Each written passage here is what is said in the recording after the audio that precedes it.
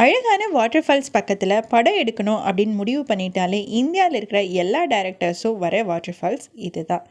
இந்த வாட்டர் ஃபால்ஸில் அந்த காலத்திலிருந்து இந்த காலம் வரைக்கும் நிறைய சூப்பர் ஸ்டார்களை வச்சு படம் எடுத்திருக்காங்க. பொள்ளாச்சியிலிருந்து 3 மணி நேர பயணத்துலையும், கோயம்புத்தூர்லேருந்து 4 மணி நேர பயணத்துலையும், வால்பாறையிலிருந்து 3 மணி நேர பயணத்துலையும் அமைஞ்சிருக்கிற கேரளாவோட மிக உயரமான வாட்டர் ஃபால்ஸ் பற்றின இன்ஃபர்மேஷன்ஸ் தான் இந்த வீடியோவில் பார்க்க போகிறோம்.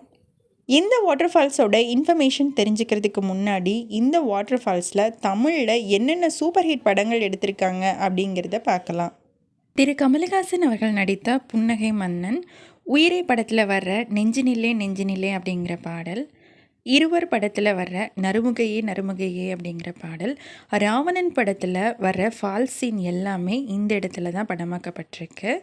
கன்னத்தில் முத்தமிட்டால், பையா படத்தில் வர்ற அடடா மழடா அப்படிங்கிற பாட்டு, பாகுபலி படத்தில் வர பிரம்மாண்டமான டைட்டில் சாங், சீமராஜா படத்தில் வர ஒரு பாட்டு, முதல்வன் படத்தில் வர்ற குறுக்கு சிரித்தவளே அப்படிங்கிற பாட்டு, கில்லி படத்தில் வர்ற ஷல்லல்லா அப்படிங்கிற பாட்டு, பேராண்மை படத்தில் வர்ற துப்பாக்கி பெண்ணே அப்படிங்கிற பாட்டு.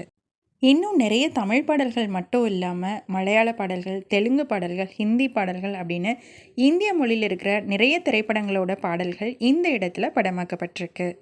தென்னிந்தியாவோட நயாகரா அப்படின்னு சொல்லப்படுற இந்த வாட்டர் ஃபால்ஸ் கேரளாவோட திரிஷூர் டிஸ்ட்ரிக்டில் சாலக்குடி தாலுக்காவில் அமைஞ்சிருக்கிற அதிரப்பள்ளி வாட்டர் ஃபால்ஸ். இந்த வாட்டர் ஃபால்ஸ் சாலக்குடி ஆற்றின் மீது அமைஞ்சிருக்கு.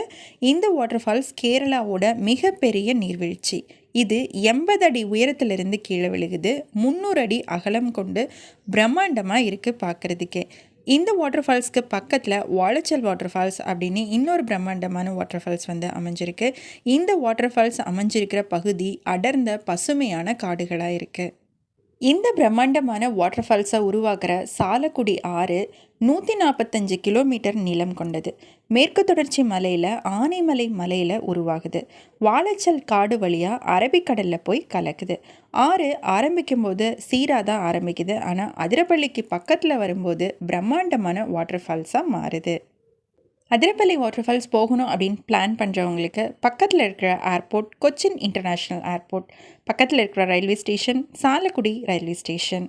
அதிரப்பள்ளி வாட்டர் ஃபால்ஸ் அடர்ந்த வனப்பகுதியில் அமைஞ்சிருக்கு. இந்த வனப்பகுதியில் பெங்கால் டைகர், சிறுத்தை, யானை அப்படின்னு நிறைய வனவிலங்குகள் வாழ்கிற பகுதி. அதனால் நைட் நேரத்தில் அதிரப்பள்ளி வாட்டர் ஃபால்ஸ்குள்ளே போகிறதுக்கு பெர்மிஷன் இல்லை.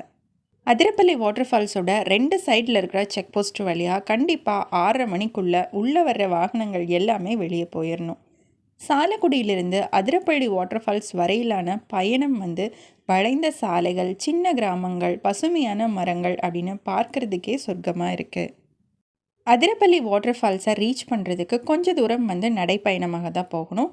இந்த நடைப்பயண பாதை உங்களுக்கு ஒரு வித்தியாசமான சிறப்பான எக்ஸ்பீரியன்ஸை கண்டிப்பாக கொடுக்கும். அதிரப்பள்ளி வாட்டர் ஃபால்ஸ்க்கு இந்தியா ஃபுல்லாக இருந்து டூரிஸ்ட் வராங்க. குறிப்பாக சீசன் டைம் அப்படின்னா ஜூன்லேருந்து செப்டம்பர் வரைக்கும் சுற்றுலா பயணிகளோட வருகை அதிகமாக இருக்குது. ஒவ்வொரு வருஷமும் 7 மில்லியன் சுற்றுலா பயணிகள் இந்த வாட்டர் ஃபால்ஸ்க்கு வர்றதா சொல்கிறாங்க.